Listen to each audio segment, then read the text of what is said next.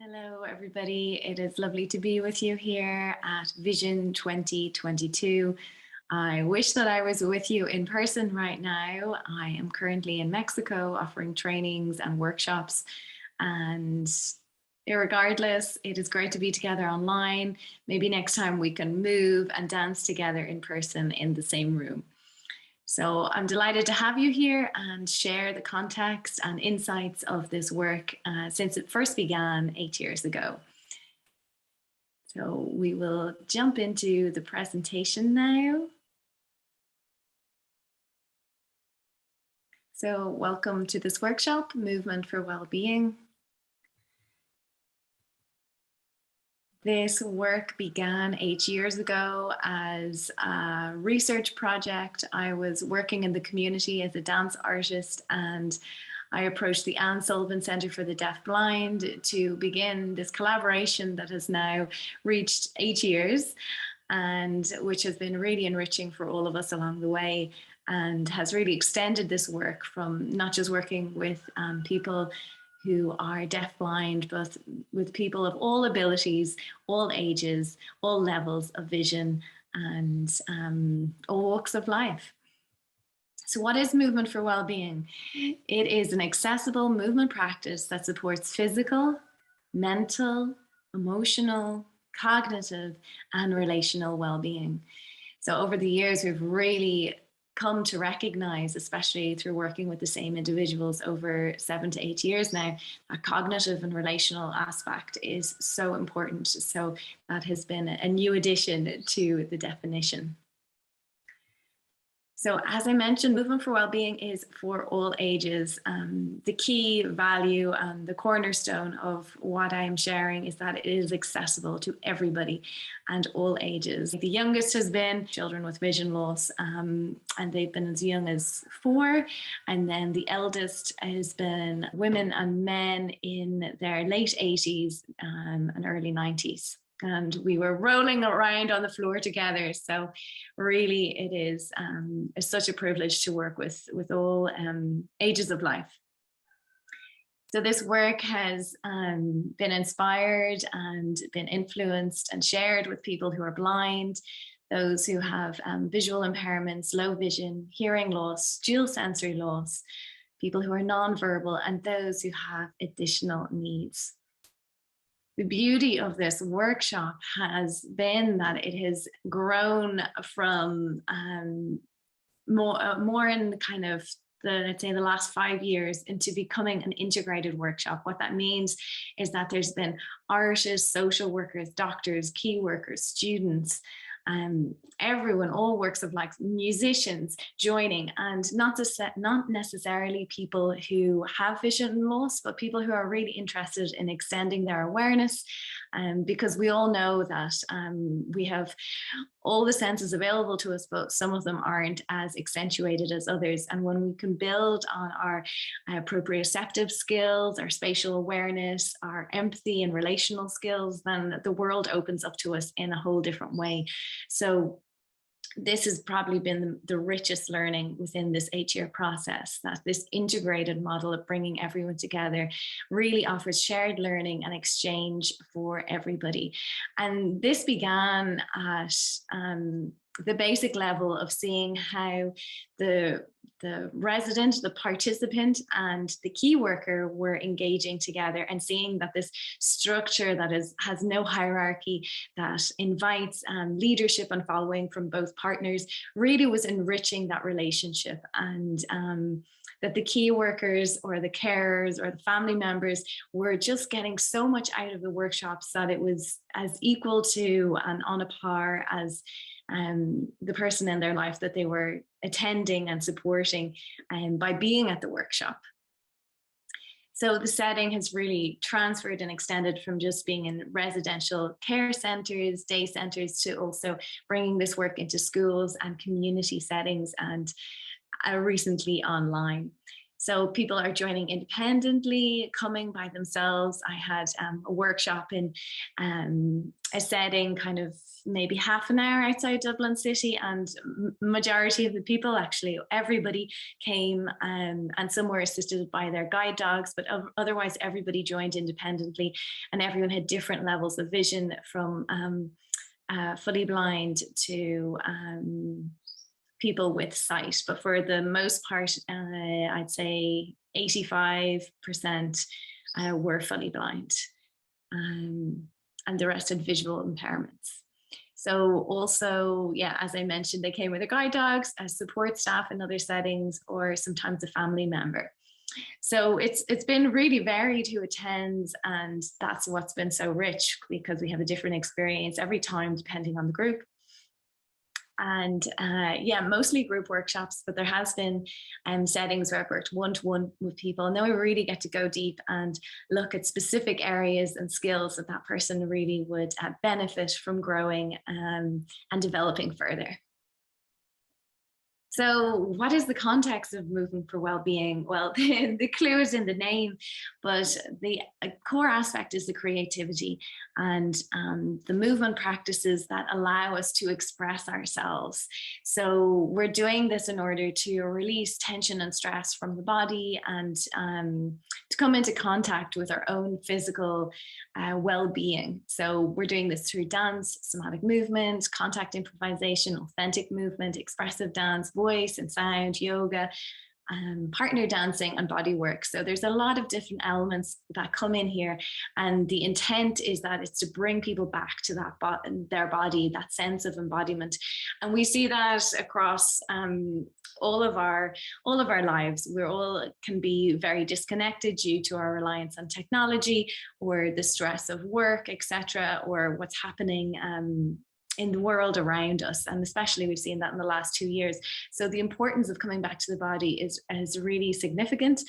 And especially for people who have vision loss, they might have been very much in a practical setting all the time, where they see their body as something that supports them and keeps them safe.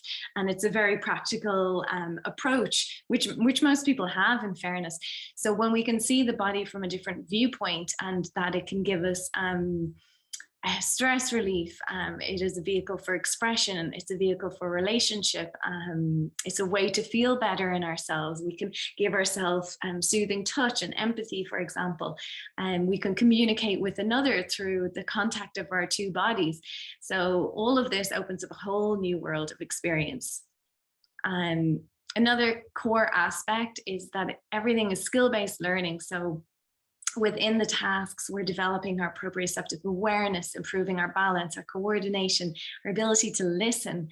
We're learning about touch, different qualities of touch, and how to relate to another. I introduced social haptic communication, which I'll speak of later. And we're learning skills for emotional well-being around expression, and as I mentioned, that relationship piece is so important. So for many people with vision loss, the feedback has been that a lot of people feel quite isolated, and through their experiences, the frequency of seeing people and being in relationship to others, and the amount of friendships that they've had may diminish over time, that there might be less opportunities for meaningful contact and the development of new friendships. So this was really an opportunity to practice those skills, but also to develop new friendships through the process of the workshops. So in terms of the well-being aspect, a huge part of this practice is that we're working with touch and embodied awareness. So I bring in different kinds of skills based on neuroscience that support us to drop into the parasympathetic nervous system. So specifically looking at self-soothing techniques for anxiety relief and self-regulation. And just to give an example for those who have an interest in that area, looking at aspects of how we can improve vagal tone, for example, that really helps us reduce anxiety and bring more harmony into the inner workings of our body and our mind. So some examples of that would be using sound, using voice, being in relationship to others, And feeling that sense of connection is very important for supporting vagal tone and a sense of well-being. So I bring in brain-body tasks to support recall, agility, and coordination. So the idea around this is the somatic aspect of this work is working to connect the brain to the body, to rebuild pathways that may have been diminished over time. And I do this work with people of all abilities, and for everyone, including myself, I've seen a vast improvement in my ability to access memory and to just feel that connection from head to toe. And that's just something we all experience as we age. We have this neuromuscular amnesia. So to be able to bring this aliveness back to the body is so important, especially when we don't have our vision. We really need to extend that awareness and really have the agility of our reflexes to support us in daily life.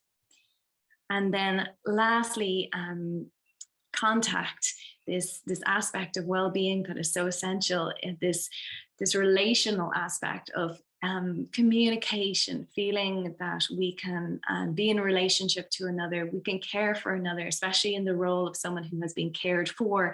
It is so nice for them to experience the possibility to care for another. So this exchange of, for example, leader-follower relationships has been really valuable. In some tasks, for example, we do body work on our partner. And that really gives a sense of well-being to be able to give and receive. And I think that that reciprocity is very important to having a sense of well-being, sense of being able to care for another, and feeling that exchange and that balance of exchange is really nourishing.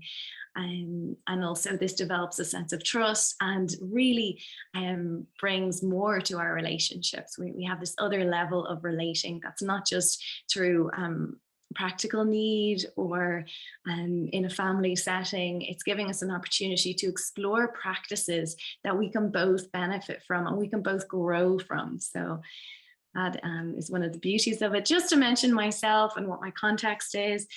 So I have always been interested in the body and specifically have worked in the field of dance, originally ballet, then going into contemporary dance over my lifetime.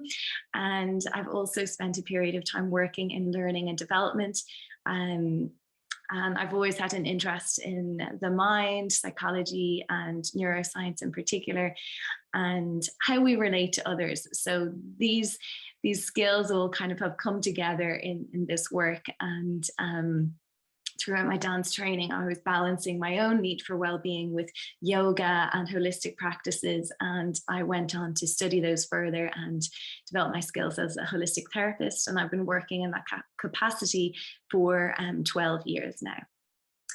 I myself have experienced setbacks in my own life through injuries, and that has given me another perspective on what it is to really heal and be in a place where you're reliant on others, and you have to, in my case, relearn the reflexes for healthy movement, and how to really find that motivation to heal and to care for yourself. So I have an empathy and compassion for everyone's experience, having had my own.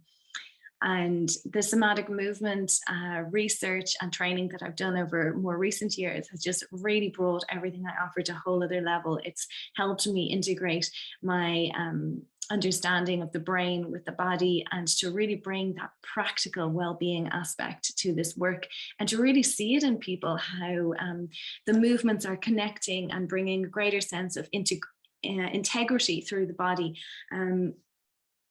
To give an example, some of the older members of the workshops that I mentioned earlier, they would participate, and in the first week they would find that they would need maybe 2 support workers to help them come up and down from the floor. But we saw as time went on, even by the second week or the end of the second session, they were coming in and out of the floor with such ease because their body had relearned skills and motor neural connections that they hadn't utilized since they were a child. So I use developmental movement patterns, for example, to help stimulate this relearning, this reconnection through the body. And we've really, really seen that within all ages and within all abilities, that capacities to move have improved, but also capacities to relate to another. So to give another example for that, in the Anne Sullivan Center, a beautiful person that I've worked with for all of these years initially was very shy and kind of apprehensive about, for example, changing partner, and wouldn't be comfortable engaging in group work. It would bring a sense of anxiety. Then we've seen over the years, and quite soon, maybe even after the second year, we saw this great progression. And when we look at this person now, 7 years, 8 years on, they're fluidly moving between partners, engaging in group work, they're leading, they're confident, they're more balanced and centered on their feet.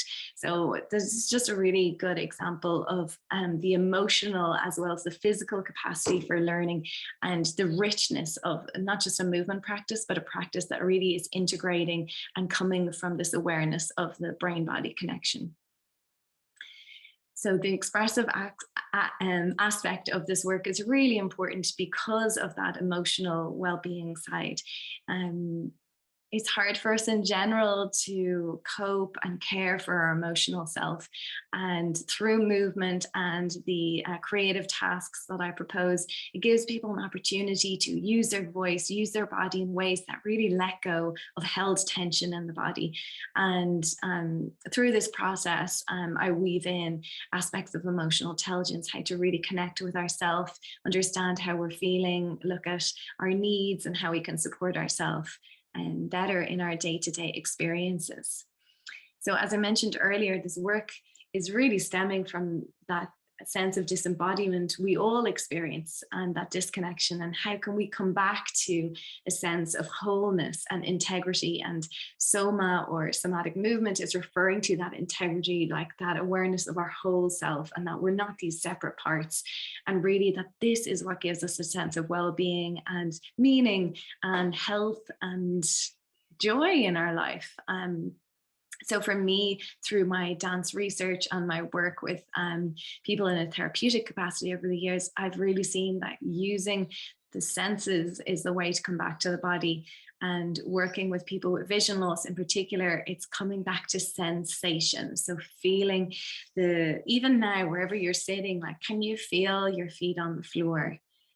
Can you feel where the pressure is as you sit on your chair? Are you more to one side or the other? Can you feel where the breath is moving in your body? Maybe even closing your eyes for a second. I find that helps me connect. And maybe noticing, where do you feel different temperatures in your body? Where is there heat? Where is there coolness? Coming into an awareness of sensation, is there parts of yourself where you feel trembling, shaking, vibration, numbness?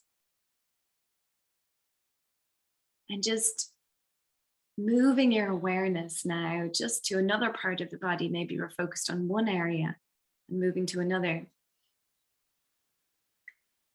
And so through this capacity of tuning into our body, what we notice over time is that sensation changes, that we're always in this changing state. So when we're feeling an emotion, that this emotion has space to change. When we're feeling pain, for example, there's space for that experience to change. So really developing these skills, and this is bringing in a lot of different techniques and different modalities in the somatic field, from coaching and focusing technique, and yeah, a lot of different areas. But it's so enriching for us to really learn how to interact, listen, and engage with our body, because it's empowering and helps us look after ourselves and bring more of ourselves to the world. So through this interest in the senses, this is how my project Running Blind began. And as I mentioned, it started with working with the Anne Sullivan Centre, and then it led to creating accessible dance workshops for people in different parts of Ireland, and working with different ages and different abilities and in different settings. And now taking that workshop further abroad and bringing it to other people. So as well as the workshops, we developed a participative model, so that what we were developing and exchanging in the integrated workshops, we were able to bring into performance capacities. So that led to studio sharings and workshops on stage, and these were immersive workshops. So people were getting a real sensorial experience. So those performances were welcoming and inviting and fully accessible to everybody of all abilities, no matter what your level of vision, hearing, or particular need was. These performances were accessible to everybody. And then I have also just seen the importance of bringing this work to children and families and to education settings. So providing some of these core principles of movement for well-being and developing aspects of that, what I call creative well-being for children. And it's a little more dynamic and brings in a lot of imagination and creativity. And that's been delivered in schools and to families and community settings. So as I mentioned, began in 2015 with an Artist in the Community Award, where I began working with the Anne Sullivan Centre.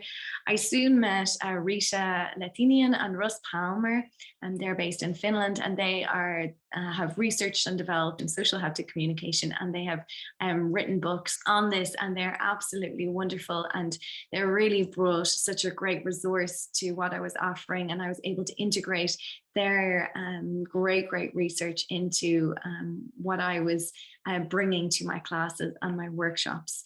And I'll be giving some examples of that later. And I have a link to their information at the very end if you want to check them out.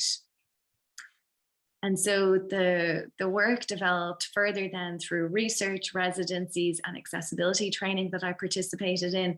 In particular, I met a collaborator, Wale Sabrai, when I was in New York, and he worked for the Mayor's Office for Accessibility, and he was very active in the community, working with people with vision loss. He himself lost his vision when he was a teenager, and I invited Wale to collaborate with me, and we worked for 2 weeks together in Ireland. He came over and we had an intense residency, and I really expanded my awareness working with him. I introduced him to more aspects of embodiment and dance and performance and using his voice. And we had 3 performances within those 2 weeks. So it was a real new experience for him. And at the same time, he was really noticing the greatest feeling he was having was that he was experiencing freedom to move, express, use his body, move in space. And that was also another part of the core feedback that I've received over the 8 years, is that people just have this opportunity to feel safe in a space and to allow themselves to really be who they are and express and feel welcome. And that is a huge impact on their well-being, and it brings such confidence and self-esteem and motivation to go and try new things in life. So that exchange with Wale was really enriching, and that was at the very start. That was 2016, and from there I developed certain practices and aspects that I still use within workshops today. So I'm very grateful for that time. And as I mentioned, we've been extending the work to be more participative over the years, and making accessible performances available to everybody. And I've been working with different groups, including the National Council for the Blind in Ireland and Vision Sports, working with their members and community in recent times online, but providing workshops and different experiences for all of these different groups. And as I mentioned, the work is also extended to support healthcare staff and professionals working in any capacity that supports children and people with vision loss, or people that maybe have additional needs. So it's been a resource for everybody, and it's really enriching and bringing something to everyone, no matter your level of ability or vision. So here are some images that I'm just going to share. So the first is Wale and another collaborator, Janie Doherty, and he's introducing Janie on the technique of using the cane. And the next image is when we went to a touch tour after a theatre show, and Wale was kind of feeling the costume and the textures of the fabrics that were on stage. And that was really interesting. In that exchange, we were really given an opportunity to explore different ways of communicating. So, you know, aside from Braille and sign language, and while I had perfect hearing, we were really looking at the core aspect of this work, which is communicating through touch. So we were not just practicing verbal description, but also I was doing, especially when we went to not just theatre performances, because we could hear that, but dance performances and contemporary art exhibitions. I was expressing what we were seeing on stage or performed in the dancing, moving body through touch. So I would be giving sensation and movement into his hand that was communicating what I was feeling and how the body was moving. And we were working with different parts of the body to express that. So over the years, that's what I've really worked with. So how can we express the texture, the quality, the movement that is being experienced, and then using the back of the body, as in social haptic communication and the skill of Rita and Russ that I mentioned earlier, we can use the back space of the body to mark where someone is moving in space. So there's all of these elements and inputs that we can use that make a much more enriching experience for someone who has vision loss, so that they can really interact and experience more of what may be a visual art, for example, and also how they can use this input then to express and rediscover what they're feeling through their own body. And that's what we do in the workshops. Here is an example of one of the first performances of this project, which I call Running Blind. And here you'll see, or I'll describe that there are squares in the room. There's 6 squares, because for orientation purposes, we realized in the very first day or two that it was a good idea to create a braille box within the room, so that we could place ourselves in space and give orientation that was understood by everybody. So for all of us, we were, me and Janie, we were learning about braille, and then for Wale, it was giving him really clear direction, and for us to where we wanted to be moving and how we could move safely together within the space. So that was one of the foundations of this residency, and one of the things that we developed and explored together, that importance of clear direction and knowing and reading the space, but also the importance of feeling space and the tactile qualities that you can have in the space, so a person knows where they are and feel reassured by that. And we're here standing in a circle, and we're doing a group process as part of the performance. So that participation element was always really important, so that everyone is not just seeing or hearing or an experience within a performance, but they're also getting that felt sensation, that relational touch with other people, and also getting an opportunity to participate in the performance and change the trajectory of a performance. So, you know, it was really offering a lot of things to the audience.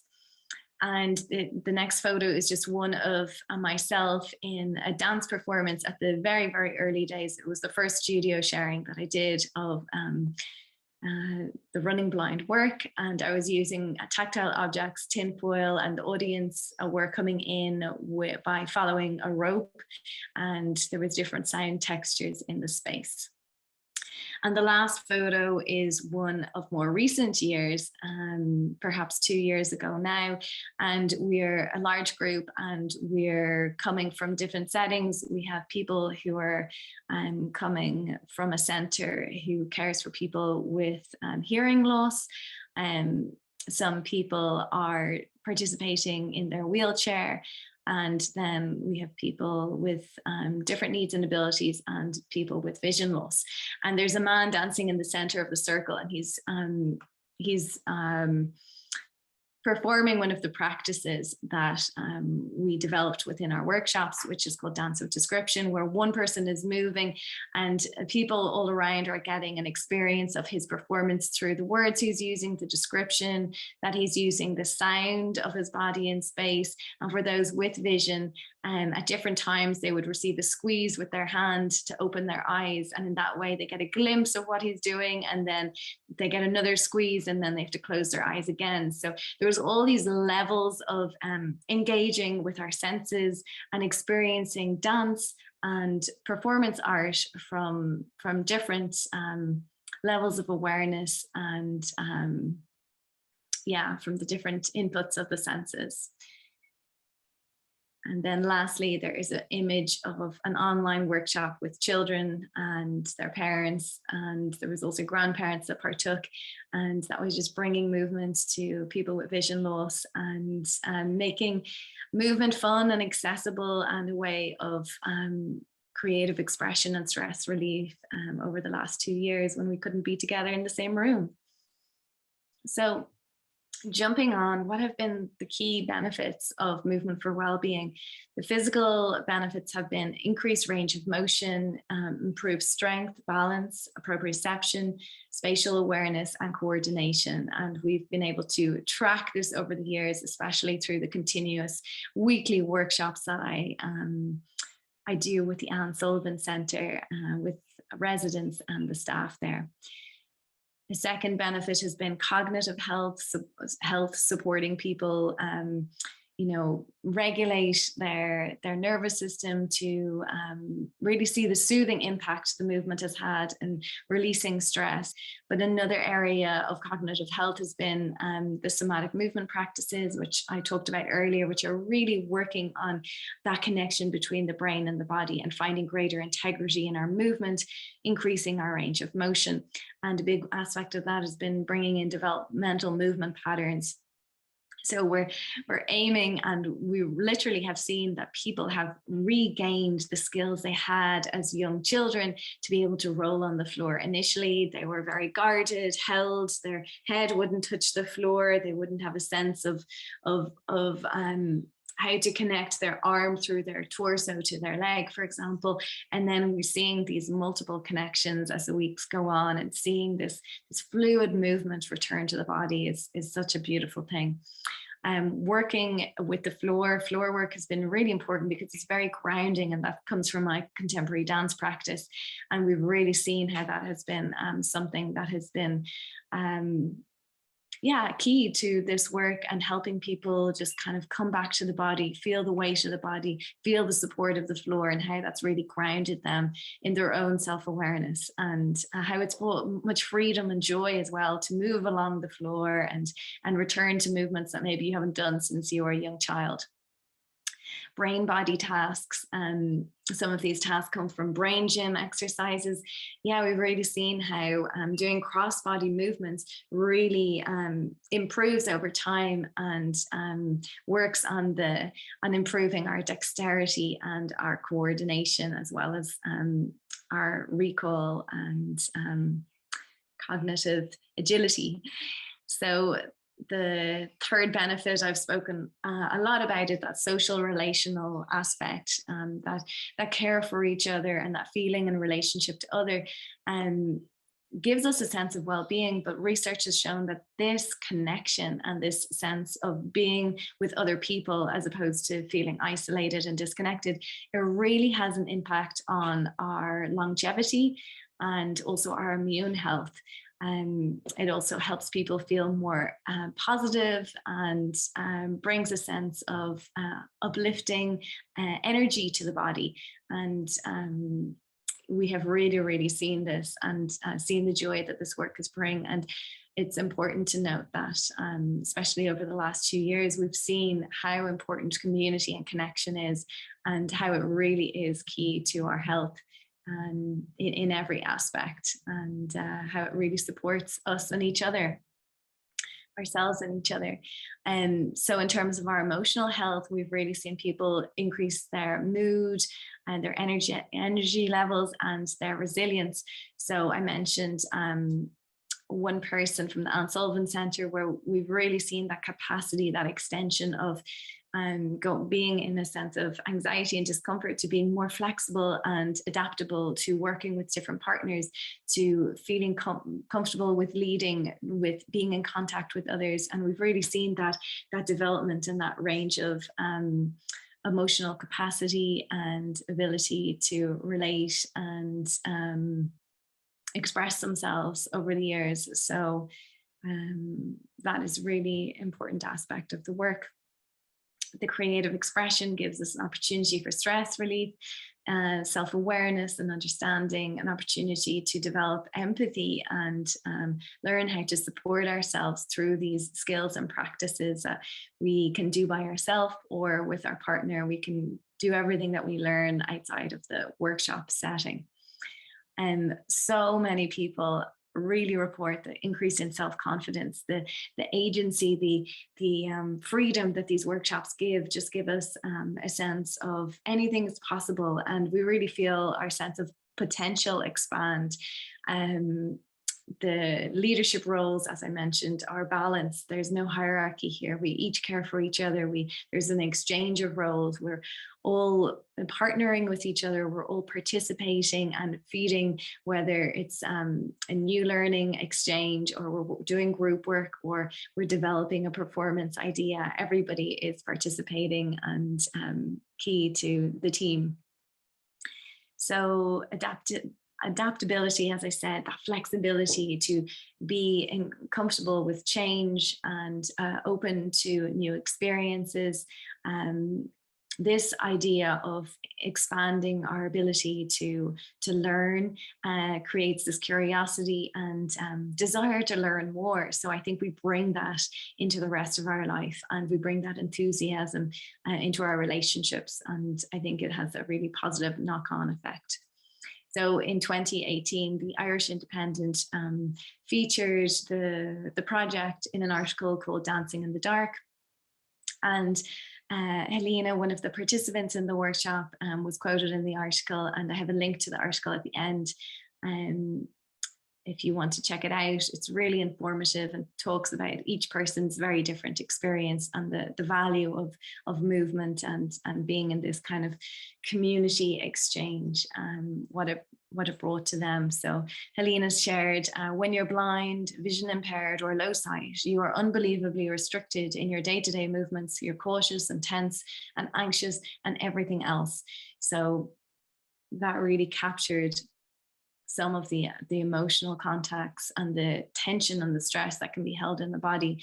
And a typical person can have this, but from what she's sharing is having no vision is just really intensifying that experience for her personally.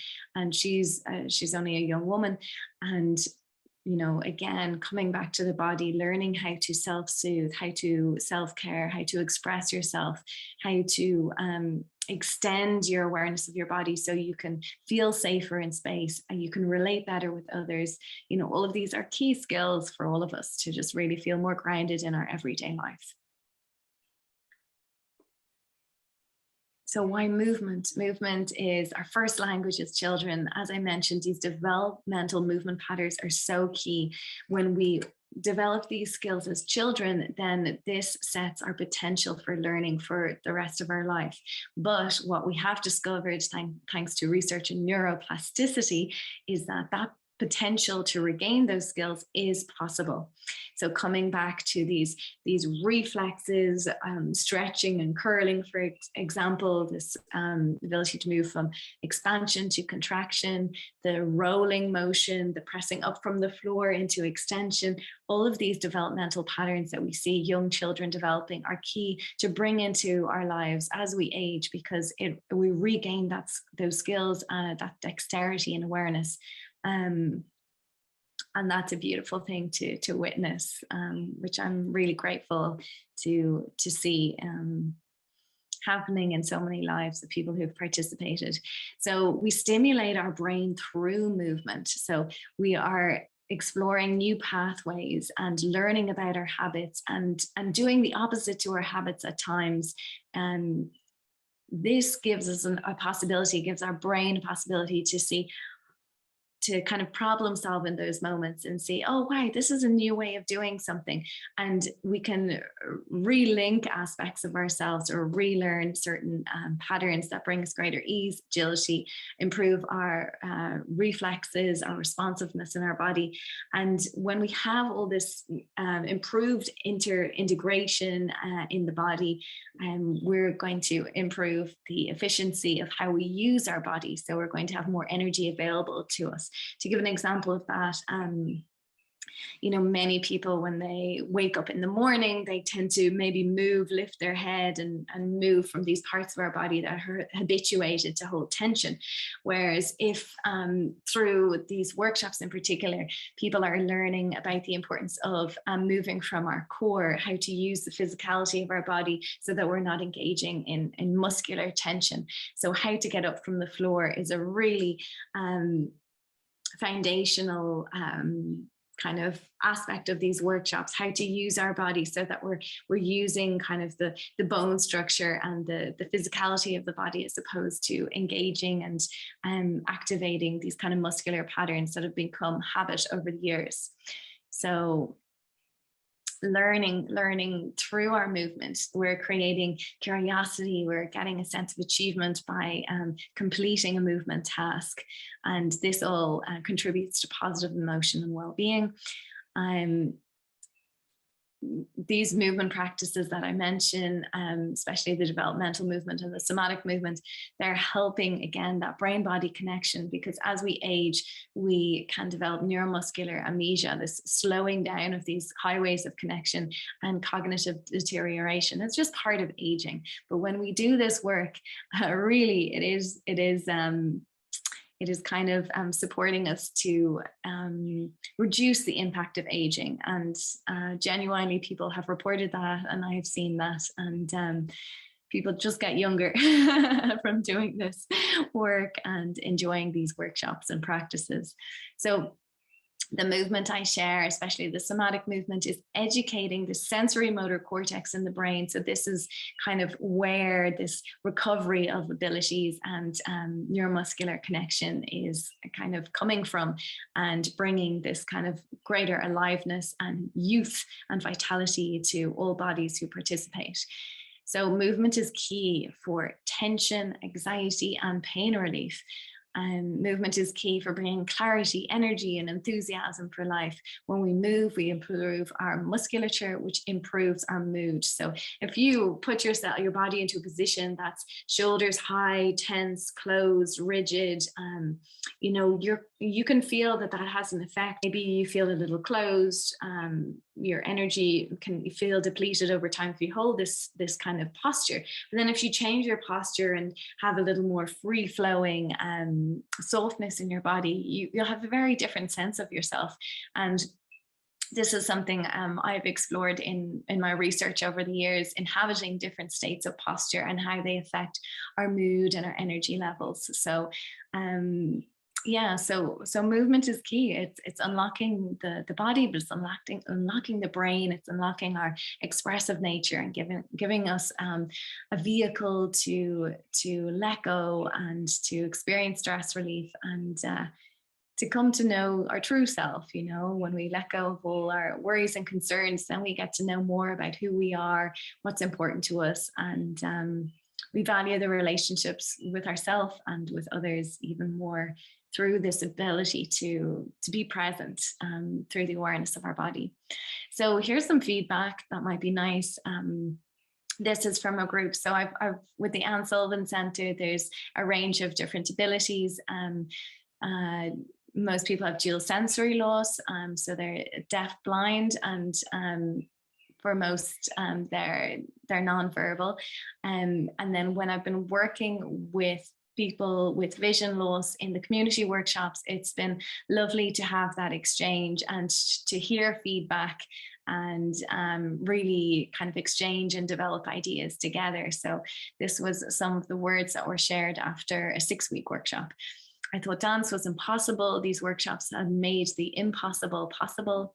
Now I understand that listening is not just with your ears, but with your whole body. I can feel the world through my feet. I deepened my understanding of touch as a form of communication. I experienced a universal language. So I really want to express that it's giving that accessibility to everybody. It's giving an extra sense almost. We're regaining a sense or multiple senses through these workshops, especially feeling the world through my feet.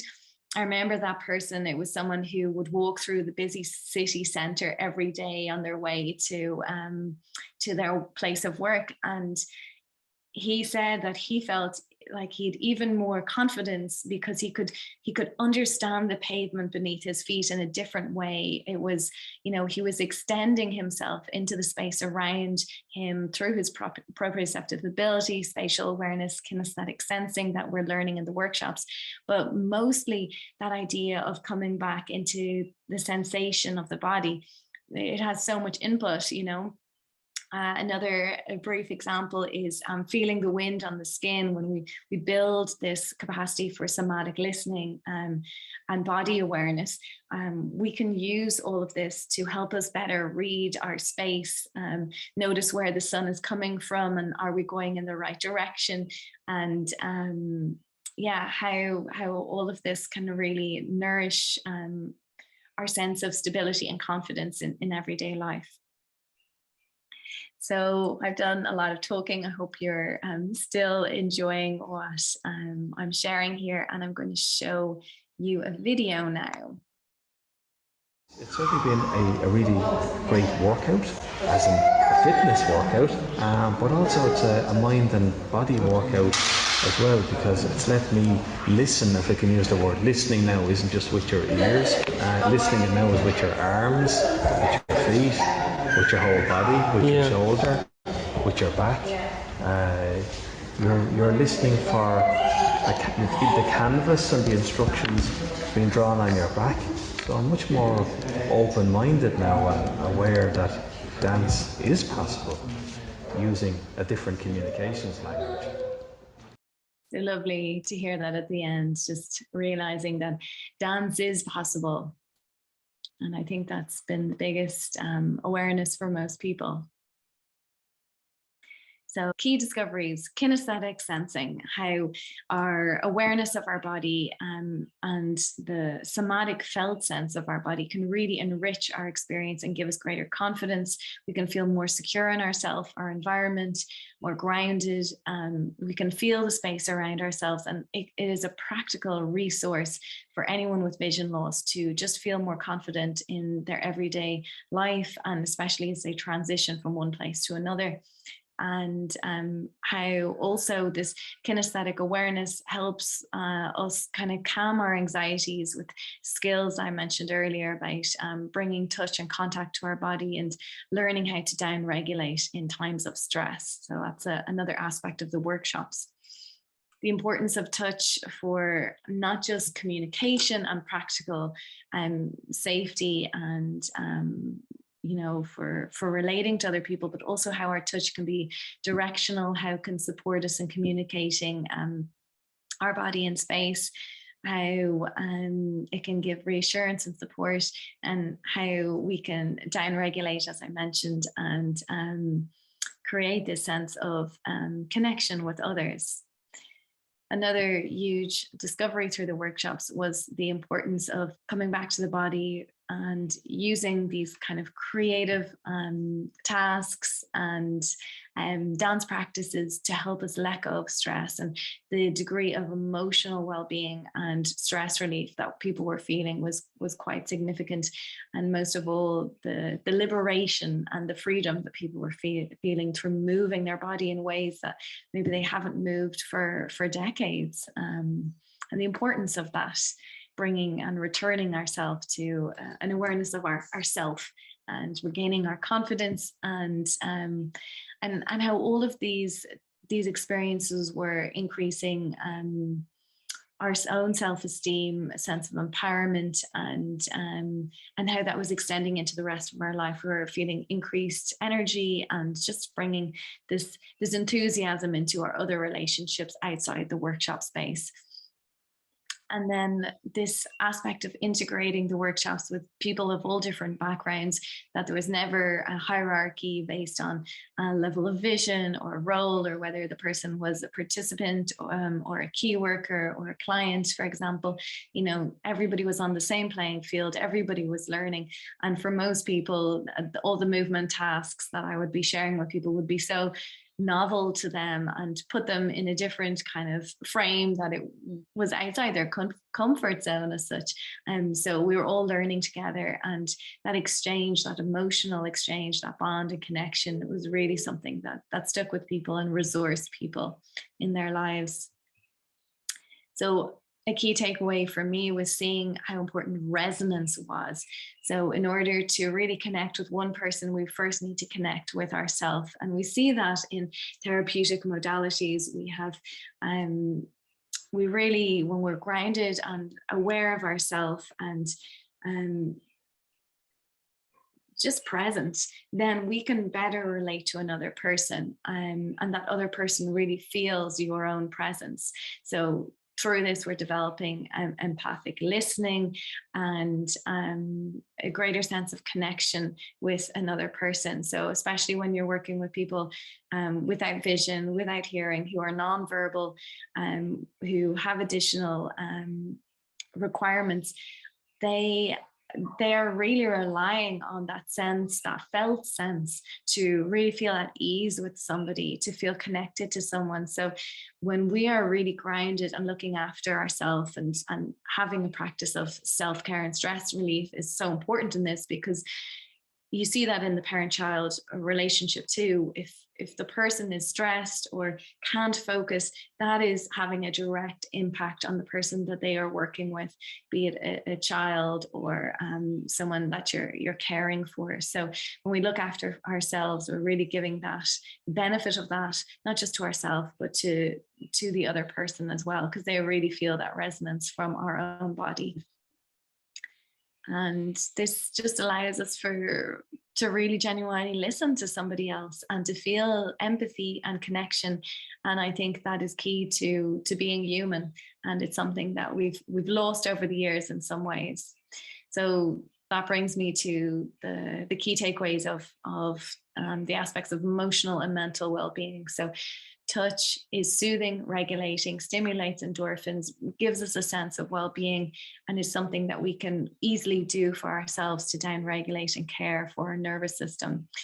The contact, the relationship, and all of the creative tasks we're doing with our body, but also with our voice, is stimulating vagal tone and supporting that, which helps us drop into the parasympathetic nervous system and come out of our fight, flight, freeze, stress responses that are habituated for a lot of people, and especially when our world has been very closed and we're very safety conscious and not comfortable maybe being in new spaces or meeting new people. We have a lot of that protective pattern. So really these workshops are focusing on helping us feel this sense of trust and safety, so we can down-regulate, come into this expressive quality, and really get the benefits, not just for our physical self, but for our emotional and mental well-being. And as I mentioned before, so many people have felt isolated, not just in the recent 2 years, but when you're living alone and you have vision loss, as many of the participants were, you don't have that opportunity for new friendships, for new social interactions. So we were getting to practice those key skills and keep them fresh and keep them alive, that they can transfer into our everyday life and enrich our everyday experiences.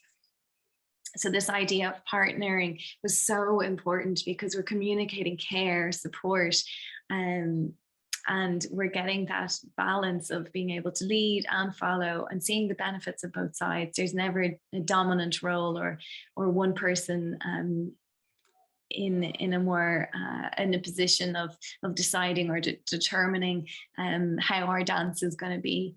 There is an exchange and equality within the workshop setting. So everything through the movement practices was providing an outlet for stress, anxiety relief, expressing that which is unspoken, that doesn't have words. And that's the beauty of movement. When you think about the word emotion, it's E-motion, and that's for a reason. That to really understand emotion, we need to come into movement, and to feel better in our emotional body, we need to use movement to help us release and let go of emotions that maybe we've been holding on to. So through all these practices, people have found a sense of grounding, present moment awareness. They're feeling more embodied and connected to themselves, and that gives a sense of mental well-being in particular. And we're resourcing ourselves through our practices as we build on all of these skills for perception, kinesthetic awareness, auditory, spatial sensitivity. This is all supporting our ability to care for ourselves and to feel safer in our environments. And this empowerment and increase in confidence and resilience that has been a product of these workshops are all key aspects of emotional and mental well-being.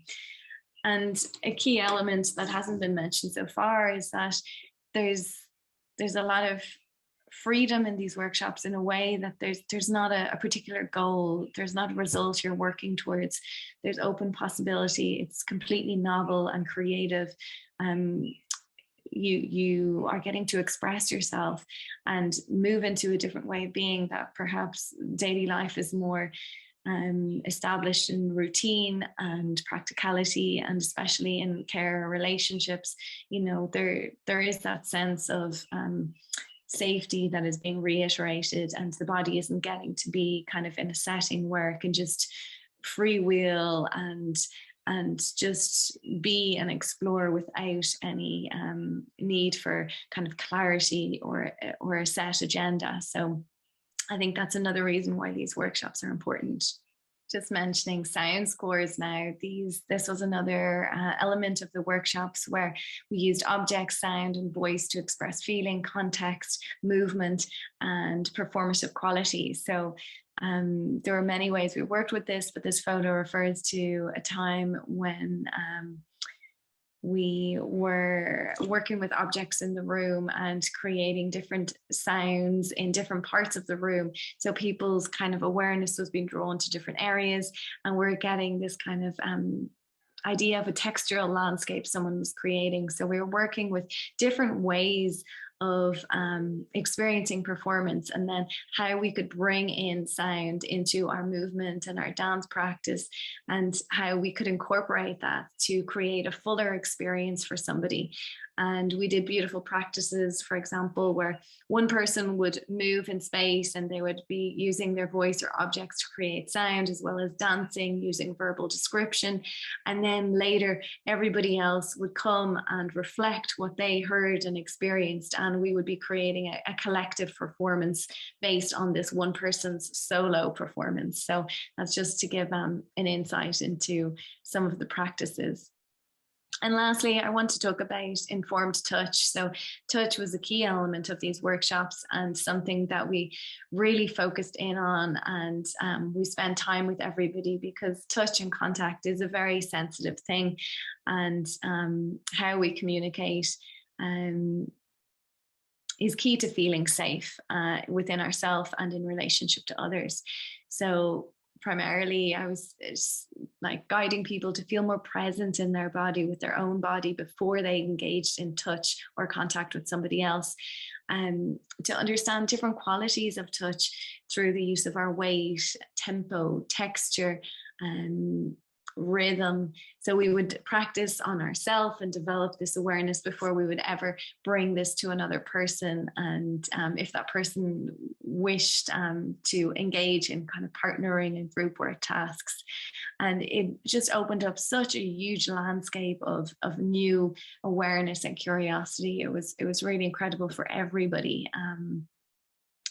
What that brought to our practices. And so we had practical touch, and touch to support and make sure someone feels safe, stopping someone before they're going to come into contact with somebody suddenly, or someone's dancing, we were always checking and making sure that the space was safe for everybody to move within. And then there was directional touch, so guiding somebody within space. So moving beyond the kind of the practical training that we learned to support someone with vision loss, and just seeing different ways we could bring in that directional touch that was creative, that was integral to the movement we're already doing. And just finding new ways of expressing through touch, communicating feelings, communicating different energies. For example, like, a certain kind of touch would be very calming, a certain kind of touch would be playful or full of energy. And just exploring all this different ways of expressing through haptic communication. So haptic is that contact with the body, and what that sensation communicates to us. So speaking of that, I've mentioned the mapping of the space that Rita Latinian and Russ Palmer developed. So that was where you drew a map on the back of the body, and you would give someone an awareness of the room they're in, so they can better orientate themselves and move with greater confidence in that space. Shorthand cues for, that you would develop between you of what something means, so that, sometimes even if someone has perfect hearing, it might take a while to explain something, but maybe you have a shorthand touch that means something. Like, for example, you have a way of moving the hand on the body that expresses, over here is food, for example, like this is where the dinner table is, or that's where the restroom is, etc. Just having these shorthand kind of haptic codes as such. Communicating someone's facial expressions. So if I'm speaking to somebody and I'm hearing their voice, but I can't see their face, I'm really missing out on that opportunity to relate and to reflect their facial expression with mine, which is really key. And especially when, for those of us who know about the vagus nerve and kind of feeling that sense of connection within our nervous system and our body, when we know the facial expression of someone, that gives us an extra feeling of resource and connection. So just drawing a smiley face, for example, on the side of the arm when you're talking to somebody, and giving directional touch on the back to where they're facing, so that you make sure that they're facing that person. And then the practice of body stories was a really fun task that we developed within the workshops, or we extended from the work of Rita and Russ. We really brought that into a creative exercise, where people would give different qualities of touch onto the body, and then they would express it through movement, for example, afterwards. So that's a really short example. But when you think about it, a bedtime story, you're expressing through the tone of your voice, the words that you're using. This is stimulating the person's imagination. So a body story is similar. How can we just use the simplicity of our contact and our touch to do different movement patterns on the body, shaking, vibration, quality of weight and tempo, to express something, and how that can give and create a story. And that literally happened for people. They'd share afterwards, oh, I had this idea of, or I had this image of, and sometimes it was exactly what the person wished to express. But I really encourage people to be in that non-literal space when they gave a body story. So they weren't in their thinking mind, but it was more in the play of sensation, and thinking of the back of the body as a canvas. So it's like you're painting, and it just gives you a little more freedom, as opposed to when you're thinking of a literal story and you have to directly translate that into touch. So touch as language, touch as a way of connecting, communicating, and playing. And then also that this touch isn't just body to body or my hand to my arm, also in relationship to the floor, and how the floor can resource us, how we can press into the floor, use our weight to roll and turn and move ourselves, and everything that we did as we were developing as a child.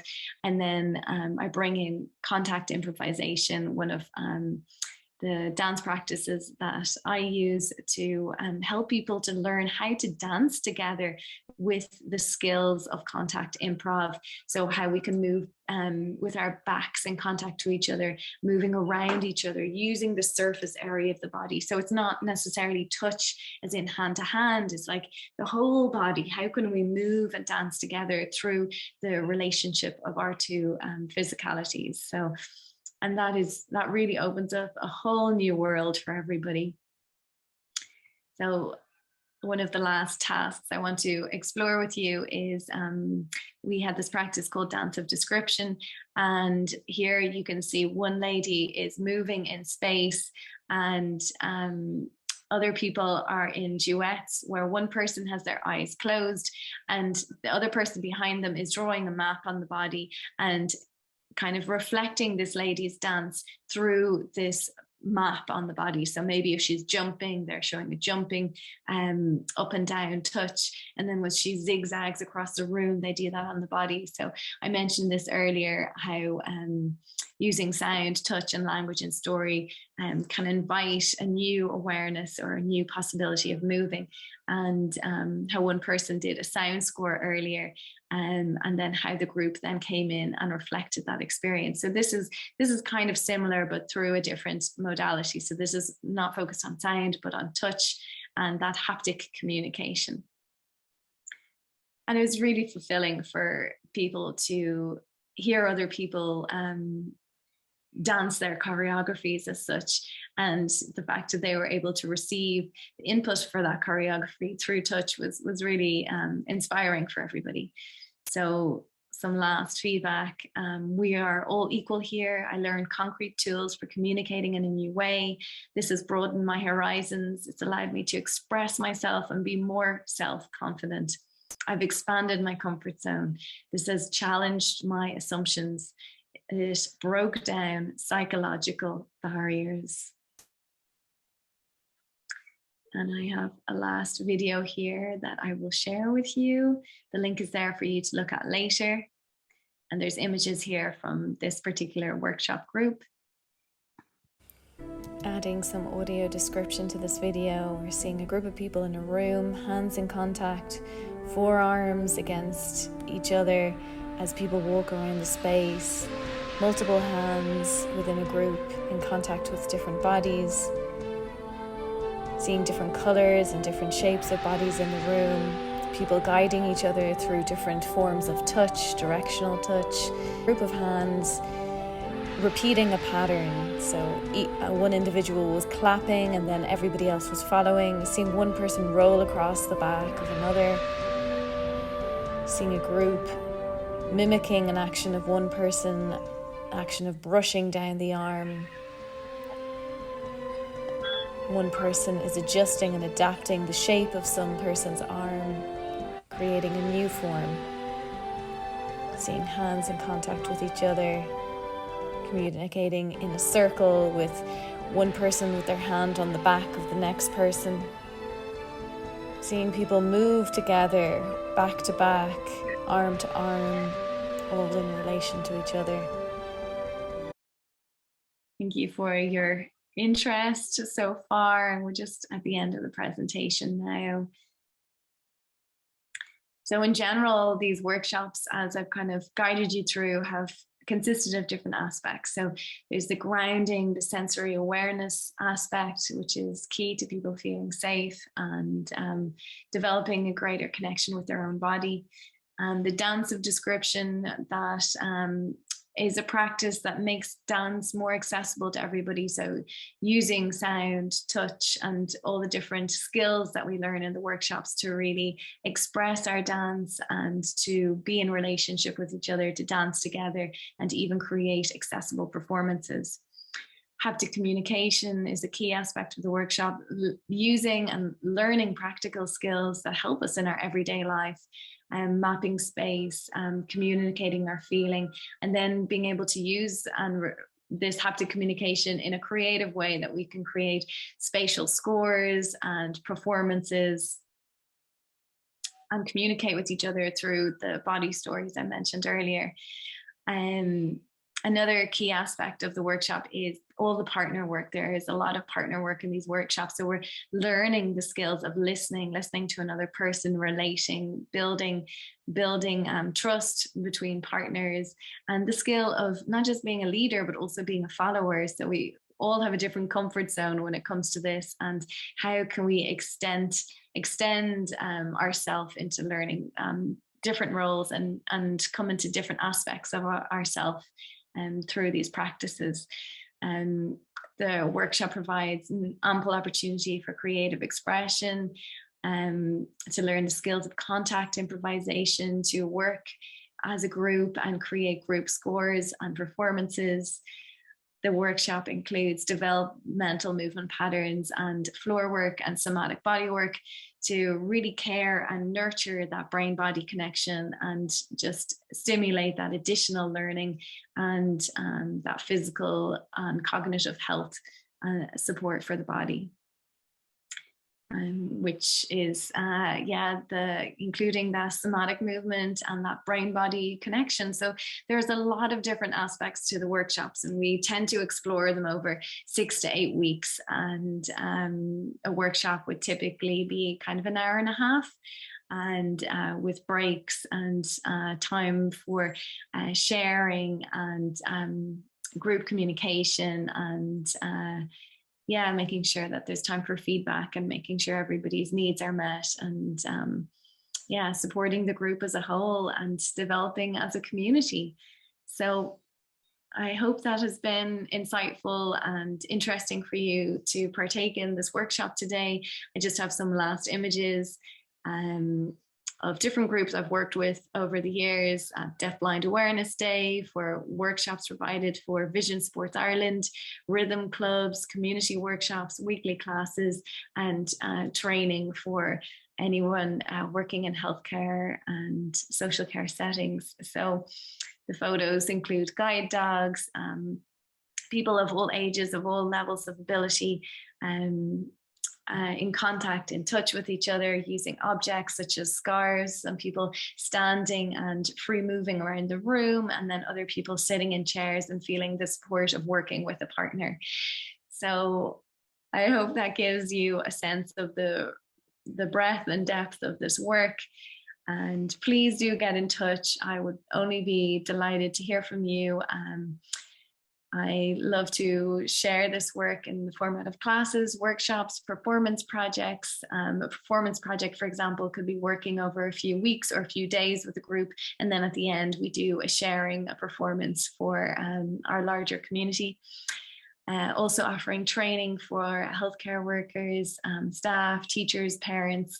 I offer kind of immersive experiences in the form of retreats, weekends, or week-long experiences where people really get to dive deep into this work that incorporates all aspects of well-being and communication skill for ourselves, but also in working with other people.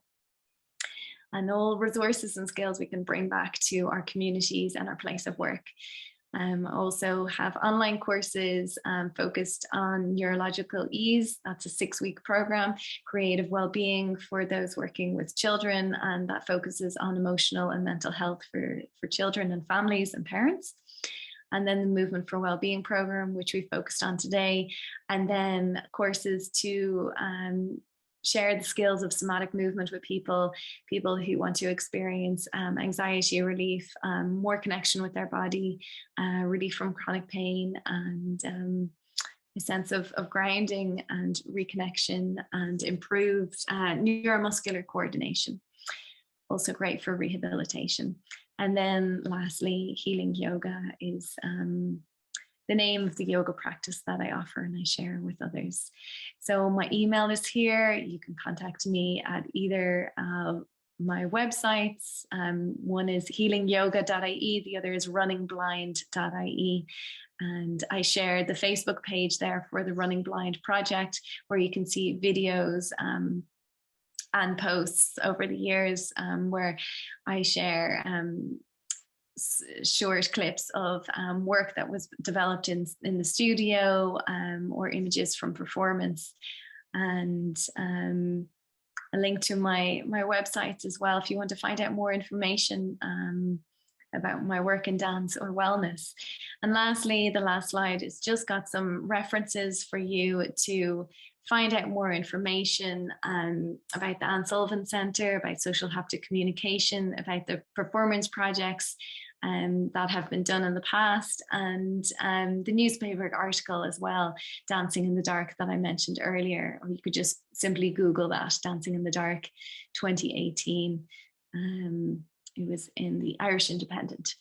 So thank you so much for your interest, your participation, and being with me today. Hopefully someday we get to be together in person. It would be my pleasure to share this work further afield, and I really celebrate being with you. And please do get in touch. Please contact me, Laura at runningblind.ie or Laura at healingyoga.ie. Hope to speak to you in the near future. Many thanks. And I hope that Vision 2022 was a wonderful experience for you. Thank you for your time and your attention.